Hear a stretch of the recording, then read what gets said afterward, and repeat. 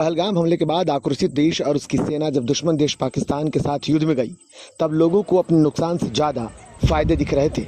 बढ़ती महंगाई, आर्थिक नुकसान और जवानों की शहादत तक को भी स्वीकार करने वाला देश इस युद्ध से आतंक का अंत, पाकिस्तान अधिकृत कश्मीर पर कब्जा और पाकिस्तान को नेस्तनाबूद देखना चाहता था। मगर कुछ एक घंटे भर की लड़ाई के बाद सीज फायर की घोषणा देश स्वीकार करने को तैयार नहीं था। युद्ध किसी मामले का समाधान नहीं होता कि रास्ते पर चलने वाला भारत आज अपने प्रधानमंत्री और अपने नीति निर्णायकों से नाराज है उस फैसले से जिसके आड़ में पाकिस्तान अपने आतंकी आकाओं को फिर से पनाह दे तो कोई अतिशयोक्ति नहीं होगी।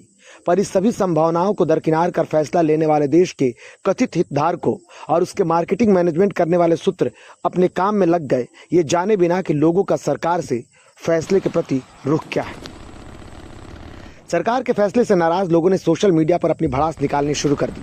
किसी ने देश के पूर्व प्रधानमंत्री स्वर्गीय इंदिरा और उनके शासनकाल में 1971 में पाकिस्तान के साथ हुए युद्ध को याद कर कहा कि उन्होंने जब तक अंजाम को अंत तक नहीं पहुंचाया, किसी की नहीं सुनी। किसी ने पाकिस्तान के पुराने चरित्र को विचित्र बताकर उस पर भरोसा करने से सरकार को रोका। और तो और कुछ लोगों ने तो इस फैसले, उन लोगों का कहना है कि हमेशा पीओके को अपना आधिकारिक क्षेत्र बनाने का सपना अब चकनाचूर हो गया है, क्योंकि पीएम मोदी ने इस समस्या का समाधान नहीं किया तो अब इस समस्या का किसी भी कीमत पर समाधान नहीं होगा। हालांकि इन सब बातों से दूर सरकार की मैनेजमेंट टीम गाहे बगाहे सरकार की बड़ाई करने में जुट गई और चर्चा पाकिस्तान के घुटने टेकने की हो गई। वैसे तो पाकिस्तान ने सीज फायर के नियमों को महज 3 घंटे के भीतर तोड़ दिया, लेकिन जिस सीज फायर की तरफ देश आगे बढ़ रहा उसका ताना बाना अमेरिकी राष्ट्रपति ट्रंप ने बुना था और रात भर की बातचीत के बाद दोनों देशों को युद्ध विराम के लिए तैयार किया, जिसकी जानकारी सबसे पहले ट्रंप ने अपने सोशल मीडिया साइट एक्स पर दी।